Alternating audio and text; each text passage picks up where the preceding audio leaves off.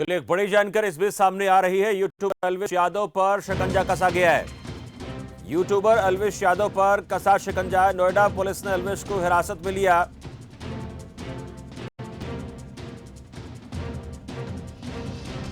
पूछताछ के बाद हिरासत में लिए गए अलविश। सूरजपुर कोर्ट में पेशी हुई अलविश यादव की बड़ी जानकारी सामने आ रही है। रेव पार्टी में सांप के जहर से मामला जुड़ा है। तो अलविश यादव पर शिकंजा कसा, एक बड़ी जानकारी सामने आ रही है।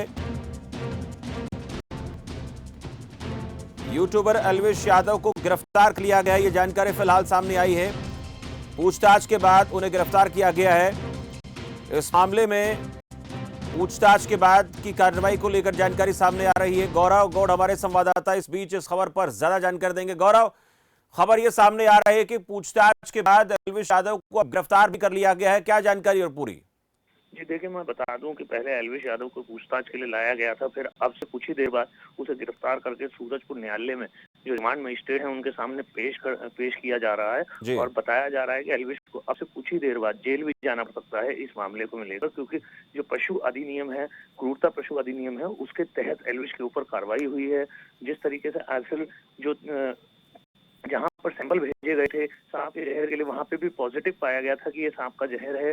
तो उसके बाद अलविश की मुश्किलें बढ़ गई थी और अब से कुछ ही देर बाद यहाँ पर जब रिमांड मजिस्ट्रेट बैठेंगे उसके बाद वो अपना फैसला सुनाएंगे कि अलविश जेल जाएंगे या उसको बेल मिलेगी। जी और गौरव, पिछले 4 महीने से इस बात को लेकर आशंकाएं कहीं ना कहीं बढ़ रही थी कि बाकी लोगों को जरूर पकड़ा गया, उनसे पूछताछ हुई, लेकिन लंबे अंतराल के बाद अलविश यादव का गिरफ्तारी उसकी हुई है।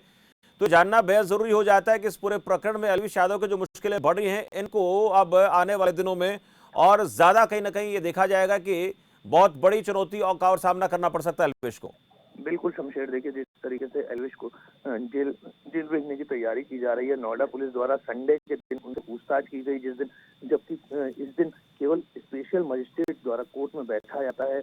अधिकतर लोगों को यहाँ से जेल भेजा जाता है। जो स्पेशल मजिस्ट्रेट होते हैं वो रिमांड मजिस्ट्रेट भी कहा जाता है उन्हें, और ये उन्हें जेल भेजा जाता है। तो अलविश के ऊपर जब संडे के दिन एक कार्रवाई हुई है तो देखिए कहीं ना कहीं नोएडा पुलिस द्वारा ये पहले से तय था कि अलविश को गिरफ्तार किया जाएगा और जेल भेजा जाएगा। तो देखिए, मैं आपको बता दूं कि अलविश अभी कोर्ट के अंदर मौजूद हैं और उनकी टीम यहाँ पर मौजूद है, 3 उनके वकील यहाँ पर मौजूद हैं और लगातार उनसे बातचीत कर रहे हैं कि जेल जाते हैं तो अलविश वहाँ पे किस तरीके से उनका रहा जाएगा, कैसे वो जेल के अंदर रहेंगे। तो मैं आपको बता दूं कि अलविश अब से कुछ ही देर बाद अलविश के जो भविष्य का फैसला है वो जज के हाथ में होगा। जी, तस्वीरों में ऐसा नजर आ रहा है कि बहुत कंफर्ट तरीके से जा रहे हैं अलविश। जो तस्वीरें हम देख पा रहे हैं कोर्ट में जिनको ले जाया गया है, तो ऐसा प्रतीत हो रहा है कि बहुत आराम से चेहरे पर किसी प्रकार का कोई इस प्रकार का भाव नजर नहीं आ रहा कि टेंशन में दिख रहे हैं।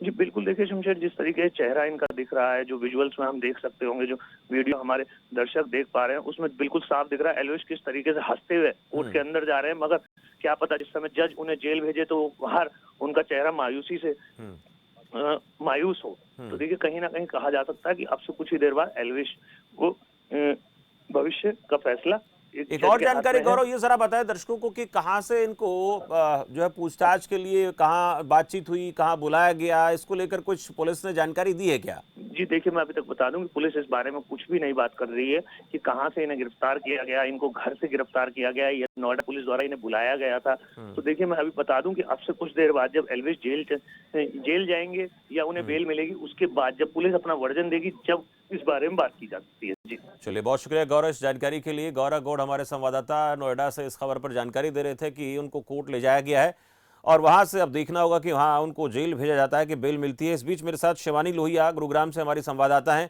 और वो अलविश यादव के घर के बाहर से पूरा अपडेट हमें दे रही हैं। शिवानी, जरा बताएं फिलहाल अलविश यादव के घर पर किस तरीके का माहौल है और क्या जानकारियां मिल रही हैं? बिल्कुल शमशेर से जहां मैं खड़ी, ये वही जो जिसमें अक्सर जो अलविश यादव है वो व्लॉगिंग करते हुए दिखाई देते हैं। लगातार जो है वो इसी घर से व्लॉगिंग करते हुए दिखाई देते हैं। यहाँ पर वो अपनी माता पिता और अपनी दादी के साथ जो है वो यहाँ पर रहते हैं। ये अलविश यादव का घर है। फिलहाल अगर अंदर कौन है कौन कौन नहीं है इसका पता तो फिलहाल नहीं चल पा रहा है, क्योंकि बाहर जो है वो लॉक है, कुंडी लगी हुई है और बेल बजाने पर भी जो है कोई प्रतिक्रिया अंदर से फिलहाल तक तो नहीं आ रही है। तो साफ तौर पर जो यहाँ पर अगर बात करें, लोगों की भीड़ तो यहाँ पर नहीं है, लेकिन हाँ, एल्विश यादव के घर के ना अंदर बाहर का कोई भी मतलब मूवमेंट कोई यहाँ पर जो है वो नजर नहीं आ रही है। ऐसा हो सकता है कि उनकी माता जी अंदर हो और उनकी दादी अंदर हो, ऐसा हो सकता है, लेकिन हाँ, फिलहाल अगर बाहर की आसपास की मूवमेंट की बात करें तो यहाँ ऐसा कुछ भी जो है शमशेर वो दिखाई नहीं दे रहा है। शिवानी, कितनी देर की हम बात करें तब से कोई हरकत यहाँ नजर नहीं आ रही है? कितना वक्त हो गया? हमें अगर अपनी टीम के लिहाज से देखें तो कितना समय हो गया यहाँ से कोई बाहर आया नहीं है, कोई मिलने नहीं आया, कोई अंदर से बाहर नहीं आया? और क्या जो गेट है वो लॉक लगा हुआ है या फिर वैसे अंदर से बंद किया गया है? बिल्कुल, मैं शमशेर आपको दिखा देती हूँ कि साफ तौर पर जो यहाँ पर कुंडी जो है वो लगी हुई है। बेल बजा रहे हैं तो कोई हालांकि बाहर जो है वो नहीं आ रहा है। अगर आसपास के लोगों से बातचीत की है तो सबका यही कहना है कि एल्विश को यहाँ सुबह देखा गया था, सुबह जो है वो यहाँ से जो है वो गए थे, लेकिन उसके बाद जो है एल्विश को तो यहाँ नहीं देखा गया, क्योंकि आज सुबह ही जो है एल्विश को नोएडा पुलिस ने बुलाया था। और उसके बाद अगर घर की यहाँ पर काफी देर से आधे पौने घंटे से, जब से ही समाचारों में टीवी को ये न्यूज जो है वो आई है, तब के बाद से ही यहाँ बिल्कुल सन्नाटा जो है वो पसरा हुआ है शमशेर। बिल्कुल, ये भी हो सकता है कि जो लोग यहाँ पर आ रहे हैं, यहाँ पर सीसीटीवी कैमरास वगैरह लगे होंगे, उनको पता लग जाता होगा कि कौन लोग आए हैं मिलने, क्योंकि ये बहुत महत्वपूर्ण होता है कि परिवार की नजर तो होगी कि कोई पूछताछ करने आएगा, कोई सवाल पूछेगा तो जवाब क्या देना, ऐसी बातें बहुत हो सकती हैं शिवानी। बिल्कुल शमशेर, जिस तरीके से यहाँ पर हम खड़े हैं और एल्विश का जो मकान है यहाँ पर जो है सीसीटीवी बिल्कुल लगे हुए हैं, और सीसीटीवी के माध्यम से ऐसा हो भी सकता है कि वो हमें, अगर उनके पेरेंट्स जो है वो अंदर बैठे हुए हैं तो वो भी हमें जो है वो देख रहे हो। आप देख सकते हैं कि यहाँ जो है सीसीटीवी कैमरे बिल्कुल लगे हुए हैं, और जो है ऐसा हो सकता है कि अंदर बैठे वो देख रहे हो क्या बाहर मूवमेंट हो रही है। लेकिन आप खुद सोचिए, एक माता पिता के लिए एक बहुत बड़ी, मतलब जहाँ उनका एक इकलौता बेटा जो है एल्विश यादव, जहाँ जब से वो ओटीटी के विनर बने हैं बिग बॉस के, लगातार एक बहुत बड़ा हाइप जो है वो यहाँ पर एल्विश यादव को मिला था, और उसके लगातार बाद जो है उनका जो एक वो मानो कि उन जो है उल्टी गिनती जो है वो शुरू हो गई। कभी सांपों के जहर के मामले में वो फंसते हैं, कभी उन्होंने एक बार जयपुर में किसी लड़की को जो है वो थप्पड़ मार दिया। अभी हाल ही में एक यूट्यूबर जो थे नेक्सटर, हालांकि नेक्सटर से जो है उनका समझौता भी हो गया, लेकिन लगातार इस तरीके की खबरें जो है वो एल्विश यादव जो है हमेशा से जो है हो रही है। एक उल्टा ग्राफ जो है, एक नीचे की तरफ जो ग्राफ है वो उनका लगभग जब से वो ओटीटी के विनर बने हैं बिग बॉस के, जब उसी के बाद से जो है एल्विश यादव का जो ग्राफ है वो ऊपर बढ़ रहा था। बिल्कुल, ये ग्राफ ऊपर चढ़ता गया, लेकिन जिस तरह से बिग बॉस ओटीटी के विनर बनते हैं उसके बाद चुनौतियां जो है और ज्यादा कहने के बढ़ जाती हैं। शुक्रिया शिवानी जानकारी के लिए। और इस खबर पर हम बातचीत करेंगे कि एल्विश के सामने इस पूरे मामले को लेकर जो चुनौतियां बढ़ने वाली हैं, क्या क्या दिक्कतें उनको आ सकती हैं, कौन कौन से जो उनके ऊपर जो मामले दर्ज है उनके लिहाज से देखें तो एल्विश यादव जो है वो चुनावी माफ कीजिए वो इस कानूनी शिकंजे में फंस सकते हैं। इस पर बातचीत के लिए शौकीन सिंह वर्मा मेरे साथ हाईकोर्ट के वकील हैं। वर्मा जी, बहुत स्वागत है आपका खबर फास्ट पर। थैंक यू शमशेर जी। पहले तो मैं आपके चैनल का धन्यवाद करता हूं, आपने ये मुद्दा पहले भी उठाया था और जो आज भी आप है ना प्रतिक्रिया ले रहे हैं, ऐसे एक जुमेर चैनल होने के नाते मैं आपके चैनल का और आपकी टीम का धन्यवाद करता हूं जी। जी शौकीन जी, बहुत शुक्रिया। देखिए जी, ये जो एल्विश यादव का मुद्दा जो सबसे पहले आपके चैनल ने उठाया था, तो इसमें वेनम जो जहर होता है सर, वो आपके जो डाइजेस्ट खाना है उसके लिए काम आता है, और ये एनिमल क्रूरल्टी एक्ट जो पशु क्रूरता नियम है उसके तहत ये ऑफेंस बनता है, और जो ये वेनम निकालने के बाद नार्कोटिक एनडीपीएस का भी मुकदमा बनता है। और अब जैसे कि आप, मैं चैनल के माध्यम से देख रहा हूँ, आपके टीम ने बताया कि अरेस्ट कर लिया है, तो 24 आवर्स में कोर्ट के सामने पेश करना होगा, और वहाँ कोर्ट मजिस्ट्रेट के सामने पेश करने के बाद कोर्ट से टाइम लिया जाएगा कि भाई हमने इंटरोगेट करना है इसको, और जो जितने लोग इसमें शामिल हुए हैं उन लोगों से पूछताछ करनी है, और कौन से वो प्लेस था जहाँ ये इंसिडेंट हुई थी, पार्टियां चल रही थी, क्या हुआ था।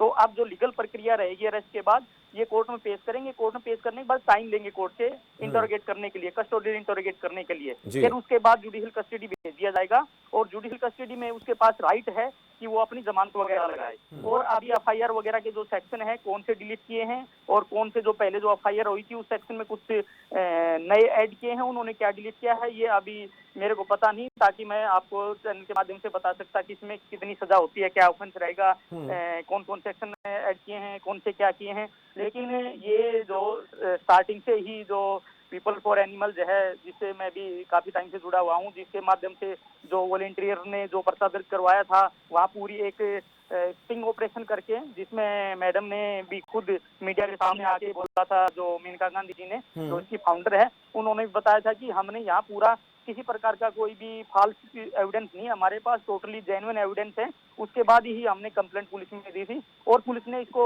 इन्वेस्टिगेट किया मामला। फिर आज जैसे कि मैं चैनल के माध्यम से देख रहा था कि उसको बुलाया, उसका पूछताछ करने के लिए बुलाया। जब पुलिस ने लगा कि एक्चुअल में इसका रोल है, तो पुलिस ने अरेस्ट किया है जी। तो इसमें जो 5-6 महीने का जो टाइम था, वो शमशेर जी केवल इसकी छानबीन करने के लिए टाइम था। और अब जब एफआईआर हमारे सामने आ जाएगी, पुलिस रिमांड के दौरान वो क्या बोलता है, उसमें हम देख पाएंगे कि कौन कौन से सेक्शन ऐड किए हैं, कौन से सेक्शन डिलीट किए हैं और कब तक ये रहेगी। अब ये ट्रायल तो फेस करना ही होगा सर। ट्रायल फेस करना होगा। पुलिस ने पकड़ा है, गिरफ्तार भी किया, जानकारी सामने आ रही है। अब इसको अदालत में भी पेश करने की जानकारी सामने आ गई है। पर महत्वपूर्ण यह है कि ये जो जिन सेक्शन के तहत मुकदमा दर्ज हुआ है, अगर वो सामने आते हैं और अगर गंभीरतम की बात करें तो कितना गंभीरतम ये मामला इसको हम कह सकते हैं, और कौन कौन से ऐसी धाराएं हैं जिनको बहुत गंभीरतम माना जाता है, जिस लिहाज से जमानत को लेकर भी चुनौतियां आ सकती हैं? जो एनडीपीएस नारकोटिक ड्रग्स के जो सेक्शन लगेंगे वो गंभीर सेक्शन है। उसमें इतनी आसान नहीं है कि इनको जमानत, इनको जो एक रिलीफ मिलेगा वो हार्ड है। यदि एनिमल क्रूरटी एक्ट के तहत यदि पर्चा दर्ज किया जाता है तो उसमें इनको थोड़ा है रिलीफ महसूस होएगा, जमानत वगैरह मिल जाती है, ज्यादा उसमें पनिशमेंट वगैरह नहीं है जी। यदि एनडीपीएस नारकोटिक में इसको कन्वर्ट करते हैं, जैसे कि वेनम इन्होंने जो जार में गिलास में निकालते हैं और उसको ये यूज करते हैं रोक पार्टी वगैरह में, तो ये नारकोटिक के रूप में कन्वर्ट हो जाता है। जैसे मैं फॉर एग्जांपल आपको बताना चाहूंगा, जैसे कि हम बहुत सारी ऐसे जो हमारी दवाइयां हैं जो हम एक पेन रिलीफ के रूप में पेशेंट को देते हैं और उसमें काफी बार लोग ज्यादा यूज करते हैं तो वो नारकोटिक बन जाता है, उसकी क्वांटिटी ज्यादा होती है। जैसे कफ सिरप लगाओ फॉर एग्जांपल, यदि कफ सिरप हम लेते हैं, जैसे खांसी होती है उसको हम एज ए मेडिसिन के रूप में लेते हैं, यदि हमारे पास नंबर ऑफ क्वांटिटी ज्यादा मिल जाती है, जैसे कि हमारे पास 500 शीशियां मिल गई, 1000 मिल जाती हैं, 200 मिल जाती हैं, तो वो नारकोटिक बन जाता है, वो ड्रग्स बन जाता है, वो नशीली दवाइयां बन जाती हैं। तो इसमें जैसे सांप का जो वेनम इन्होंने निकाला है और उसको ये यूज कर रहे हैं, तो सर मेरे हिसाब से एज ए एडवोकेट होने के नाते इसमें एनडीपीएस के सेक्शन ऐड होने बहुत जरूरी हैं। और शायद ही पुलिस अपनी जो भी उनकी टीम है, उनके जो लीगल एक्सपर्ट हैं या उनके जो भी अफसर हैं, वो इसमें ऐड करेंगे नारकोटिक के सेक्शन, एनडीपीएस के सेक्शन। यदि एनडीपीएस के सेक्शन इसमें ऐड करते हैं तो 100% मैं कहता हूँ कि मुश्किलें बढ़ेंगी। इतना आसान नहीं है उनको बाहर आना और इतना आसान नहीं है कि उनको जल्दी बेल मिल जाए, या और जो भी उनको जो कोर्ट की ट्रायल से गुजरेगा वो ट्रायल तो बहुत टाइम लेगी, तो इन बिटवीन वो बेल वगैरह लगाएगा। तो ये सेक्शन होते हैं एनडीपीएस में, तो मेरे को लगता नहीं इतना जल्दी उसको रिलीफ मिलेगा। चलिए, बहुत शुक्रिया शौकीन जी हमसे बातचीत के लिए। शौकीन सिंह वर्मा हमारे साथ बातचीत कर रहे थे, हाईकोर्ट के अधिवक्ता। उनका कहना था कि अगर एनडीपीएस के तहत उनके खिलाफ मामला दर्ज हुआ है तो फिर ये बहुत चुनौतीपूर्ण रहेगा और इस पर एल्विश को जमानत मिलने में भी मुश्किलों का सामना करना पड़ सकता है।